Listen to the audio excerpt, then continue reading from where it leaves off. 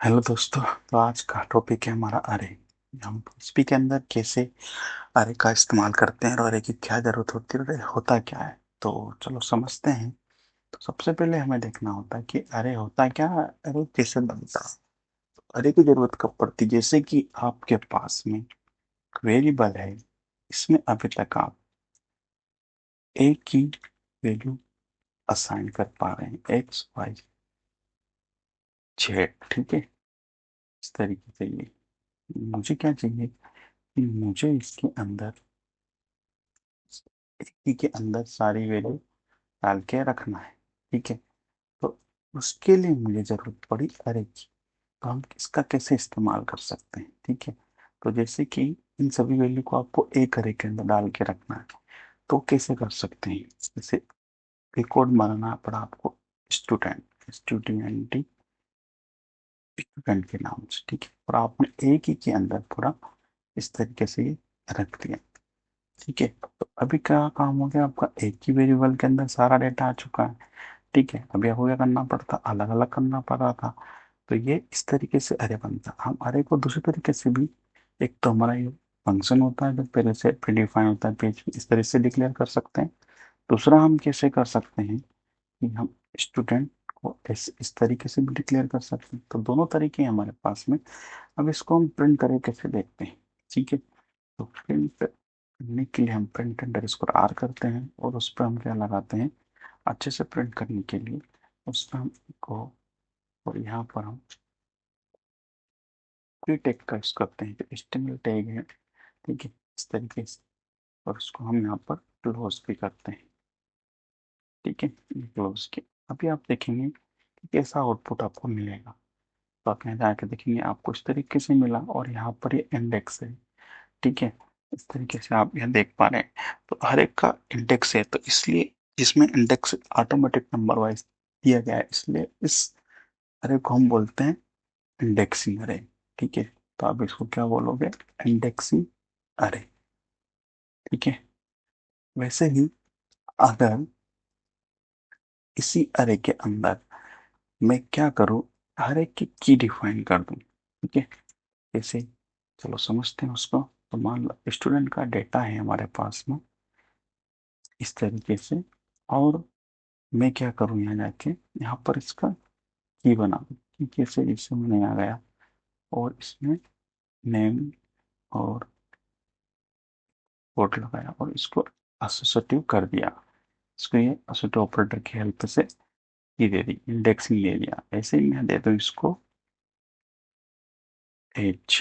ठीक है, तो हमारा टाइप एक तरह का डेटा टाइप है जिससे हम इंफॉर्मेशन को मैनेज करते हैं। जैसे हम पहले फर्स्ट वीडियो में देखा था कि डेटा टाइप क्या होता है और वेबसाइट के अंदर हम इस इंफॉर्मेशन को कैसे मैनेज कर सकते हैं। ठीक है, तो इंफॉर्मेशन को मैनेज करने का एक तरीका है, इसमें हम कलेक्शन बना के एक फंक्शन के अंदर डाल के उसको स्टोर करके मैनेज कर सकते हैं। और उसको हम तीन तरीके से मैनेज कर सकते हैं। सीधी भाषा में बात करें तो एक हमारा इंडेक्सिंग है, दूसरा हमारा एसोसिएटिव, और मल्टी डायमेंशन में हम क्या करेंगे, हम देखेंगे। पहले आपको इंडेक्सिंग आए जिसमें हम रैंडमली वैल्यू स्टोर करते जाते हैं, कि डाले जाएंगे ऐसे कितनी भी वैल्यू उसमें हम डाल के स्टोर कर सकते हैं, जितनी हमारी पीसी या मेमोरी स्टोरेज हार्ड डिस्क की क्षमता हो। ठीक है, उसके हिसाब पे हम कर सकते हैं। दूसरा हमारा क्या होता है कि अब इसमें इंडेक्सिंग में रैंडमली नंबर आ रहे थे हमारे पास में, 0 1 2 3 4 5 इतने नंबर।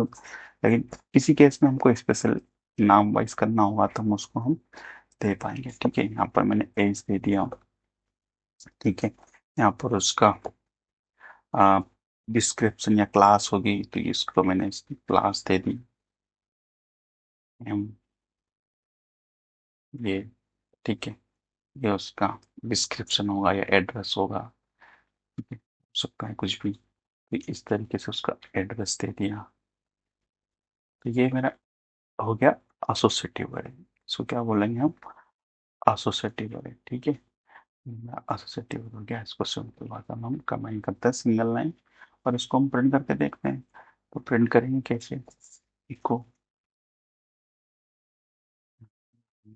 पी आर टी, इसको प्रिंट किया, इसको प्रिंट किया। ठीक है, और इस तरीके से हमने इसको देखा। तो अभी हम देखेंगे आउटपुट हमको कैसा मिलता है। तो देखेंगे कि यहाँ पर हमको इंडेक्सिंग अरे इस तरीके से मिला, इसमें इंडेक्सिंग मिला हुआ है। ठीक है, अब मान लो मुझे मल्टी डायमेंशनल में कैसा होता है, तो मान लो स्टूडेंट है, उसके अंदर ये मल्टीपल रिकॉर्ड्स रखे हुए हैं। ठीक है, ये सारे मल्टीपल रिकॉर्ड्स हैं, उसको मैंने सब बंद कर दिया। ठीक है, ये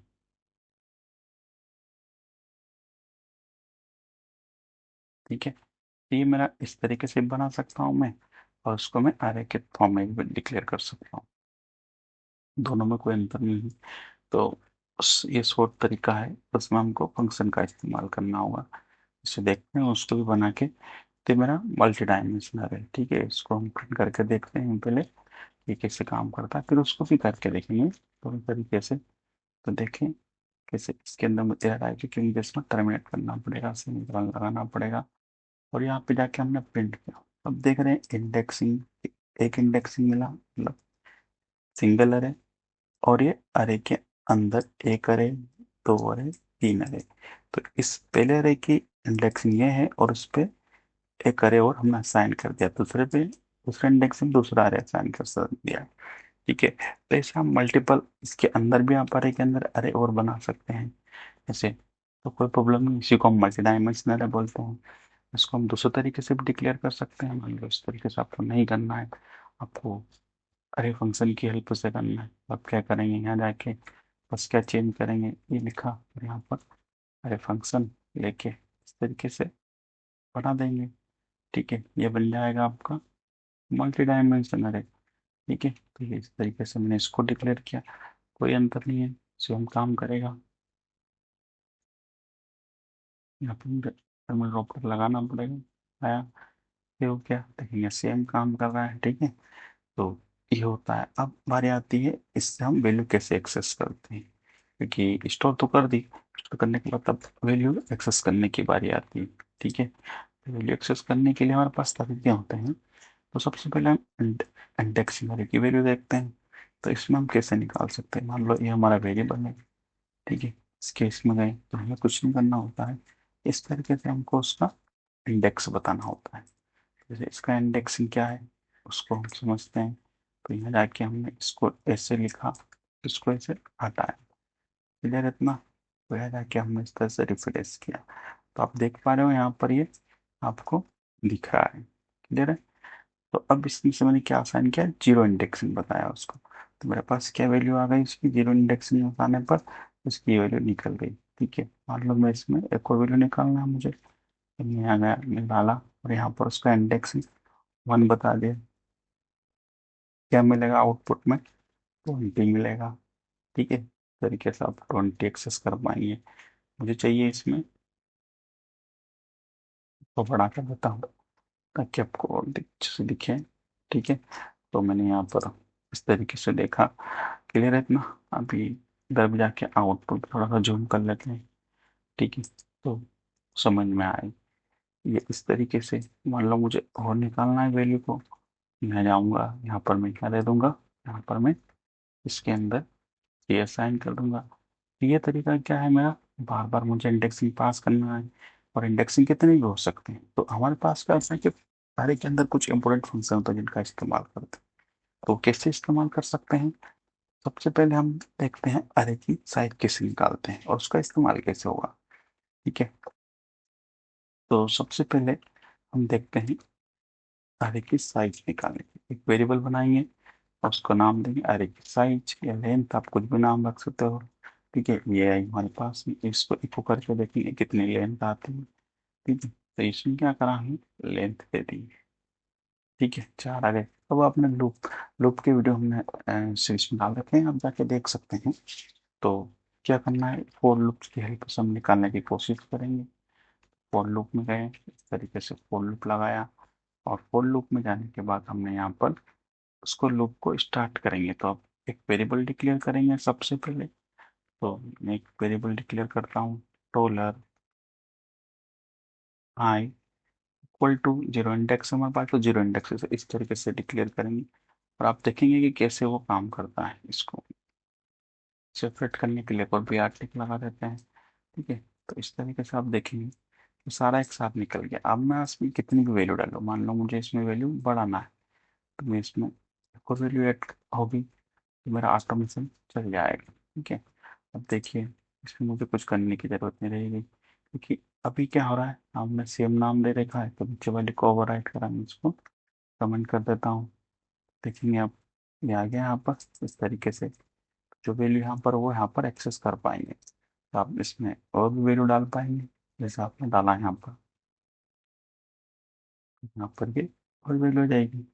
ठीक है। तो इस तरीके से आप इसका इस्तेमाल करके वैल्यू को निकाल सकते हैं। ठीक है। जहाँ पे आपका HTML आपको डिस्प्ले करना, आपको मेन्यू अदर टाइम्स के नीट लगेगी, जितनी इसमें चाहिए, मुझे कैसे चाहिए, मुझे चाहिए UL के अंदर, तो भी देख लो HTML के साथ में कैसे इसको यूज़ करोगे आप। है ना कि UL एक्स डिक्लेयर करना है आपको, UL। ठीक है। और ये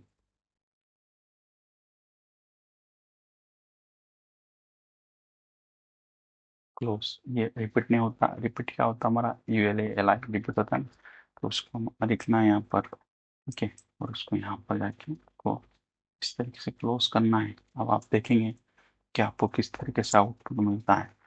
इसका आप अपनी सीसस अप्लाई कर सकते हो। ठीक है। ये गया, अब इसमें मुझे अपनी सीसस अप्लाई करना है, तो मैं जाके अपनी सीसस अप्लाई कर सकता हूँ। ठीक है। मुझे इस पर सीसस अप्लाई करना है, डिस्प्ले फ्लेक्स कर दूंगा मैं। ठीक है। और इसकी प्रॉपर्टी सेट कर दूंगा। तो आपको इस तरीके से चीज़ों की जरूरत पड़ेगी यहाँ पर। ठीक है। डिस्प्ले फ्लेक्स किया और इसको मैंने इधर यहीं रखते हुए आप सीधे इसकी प्रॉपर्टी इस्तेमाल कर सकते हैं। ठीक है। ये तो इस तरीके से आपका कार्य काम करेगा। क्लियर है। ये तरीका होता है अरे की जरूरत और अरे का यूज। ठीक है। चलो आप आगे देखते हैं एसोसिएटिव से कैसे निकालेंगे। तो एसोसिएटिव निकालने का सीधा तरीका है, हमको काउंट रूम चलाने की जरूरत नहीं है। हमारे पास PHP के अंदर एक फॉर ईच लूप होता है, कि PHP के अंदर 4 तरह के लूप होते हैं, आपको पता ही होगा। आपने देखा तो आप पता कर सकते हैं, हमारे इसमें आकर देख लेना, PHP में आपको मिल जाएगा। तो फॉर ईच लूप होता है। तो फॉर ईच लूप में आपको क्या करना है, वैल्यू असाइन करना है, और अरे असाइन करना है वो लूप को, और लूप असाइन करेगा की, और वैल्यू आपको इस तरीके से निकाल के दे देगा। तो जो लेफ्ट साइड है वो आप की आएगी, मतलब नेम आएगा, और ये नाम आएगा। ठीक है। इन दोनों को प्रिंट करके देखते हैं कैसे आपके पास में आउटपुट आता है। तो ये आउटपुट निकालने के लिए हमने इस तरीके से गए, और यहाँ पर हमने इस तरीके से ये देखा, और मैं इसको रिफ्रेश करता हूँ, तो आप देख पा रहे हैं कैसे आउटपुट आ रहा है। ऊपर वाला हमारा कौन सा है, जो कि हमने इस तरीके से इसको प्रिंट कर रखा है। ठीक है। तो अभी हम इसको कमेंट कर देते हैं, और इसको प्रिंट करा के दिखाता हूँ मैं आपको कैसे काम करता है। तो सबसे पहले प्री टैग ले लेंगे। तो प्री टैग लेने के बाद में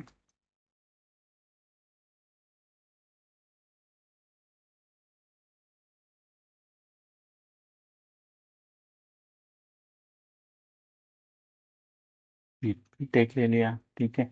और यहाँ पर हम प्रिंट अंडर स्कोर डिबगिंग करेंगे इसकी। ठीक है। और इसको हम जाके अगर रिफ्रेश करेंगे यहाँ पर, तो आप देखेंगे आपका ये इंडेक्सिंग इस तरीके से आया। ठीक है। और इसमें लूप जो चलाया उसने आपको सारी चीजें ऑटोमेटेड निकाल के दे दी। अब इसमें आप और मोर वैल्यू ऐड करेंगे, कोई परेशानी नहीं है। आप यहाँ पर सीटी दे सकते हैं। ठीक है। हमने सीटी डाल दी यहाँ पर।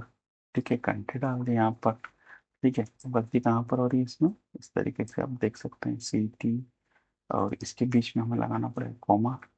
ठीक है। खत्म। तो ये आपकी वैल्यू पड़ी और ये इधर निकल भी गई। ठीक है। तो इस तरीके से आप एसोसिएटिव से भी निकाल सकते हैं। और रही मल्टी डायमेंशनल की बात, तो मल्टी डायमेंशनल हमारे पास में किस तरह से प्रिंट होता है, तो ऊपर वाले को हम कमेंट कर देते हैं, और इसको प्रिंट करते हैं।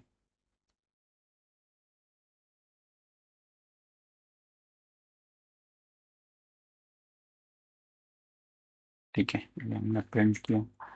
ओके। और अब देखते हैं कैसे काम करता है। तो इसको आपने कहीं किया, मल्टी डायमेंशनल को ऐसा हमने भी किया था, इससे वैल्यू निकालना है, तो सीधा सिंपल सा फंडा है कि पहले कहाँ जाना है आपको, पहले उसकी पहले इंडेक्सिंग पे जाना है। जैसे कि ये वेरिएबल लिखा हमने ये, और पहले इंडेक्स पे गए तो क्या निकलेगा, ये है आपकी, ये इसके अंदर आएगी आपका पहले इंडेक्स जीरो इंडेक्सिंग पे है, अगर देखा जाए तो इसको जीरो इंडेक्सिंग समझे। ठीक है, तो यहाँ है तो हमने जीरो दिया। ठीक है, और इस तरीके से इसकी वैल्यू को निकाल के देगा। तो क्या निकलेगा आपके पास में एक्स वाई जेड। रिप्लेस करके देखें, ये आपके पास आ गया है। आपको मान लो ये निकालना, इस क्या करेंगे, कॉपी किया, पेस्ट किया, और यहाँ पर आप दे देंगे इसको वन। ठीक है, और वन देने के बाद आप रिफ्रेश करेंगे तो आपको ये वाली वैल्यू निकल गई। ठीक है, इसको हम थोड़ा सा वेरीफाई करेंगे। ठीक है, वेरीफाई करने के बाद आप देख रहे हैं यहाँ पर ये चीज, तो ये आ गया यहाँ पर, क्लियर है।